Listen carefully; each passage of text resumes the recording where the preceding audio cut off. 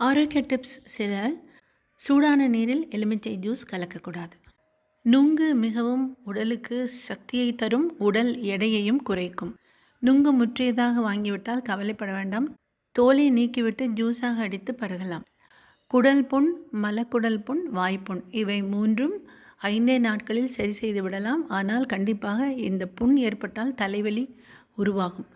ஒரு விராலி மஞ்சளை நன்கு தீயில் வாட்டி பொடி செய்து கொள்ள வேண்டும்.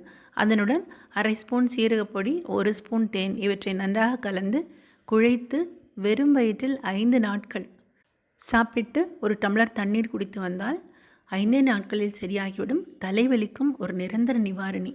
ரோஸ் மில்க் வீட்டிலேயே செய்யலாம், எந்த விதமான ரசாயன பொருளும் சேர்க்காம. தேங்காய்பால், பீட்ரூட் ஜூஸ், ஏலக்காய் பொடி, சர்க்கரை பொடி இது 4ஐயும் கலந்தால் ரோஸ் மில்க் ரெடி. அகத்தை சீராக்கும் சீரகத்தை 1 ஸ்பூன் எடுத்து 2 டம்ளர் தண்ணி நல்லா கொதிக்க வச்சு 1 டம்ளராக பண்ணி தினமும் குடித்தா அகம் சீராகிவிடும். பல்லு தேய்த்தவுடன் தினமும் 3 மிளகு எடுத்து சாப்பிட்டால் மிக மிக நல்லது. வாயில் புண் வந்ததுன்னா உடனடி நிவாரணி தேன். ஸ்வாப்ஸ்ன்னு சொல்லுவோம், இல்லை பட்ஸ்ன்னு சொல்லுவோம். ஒரு புது ஸ்வாப்பு அல்லது பட்டை எடுத்து உள்ளங்கையில் தேனை விட்டு அந்த தேனை அந்த பட்டுனால் தொட்டு தொட்டு வாய்க்குள் புண் இருக்கும் இடத்தில் வைத்தால் உடனடி நிவாரணி.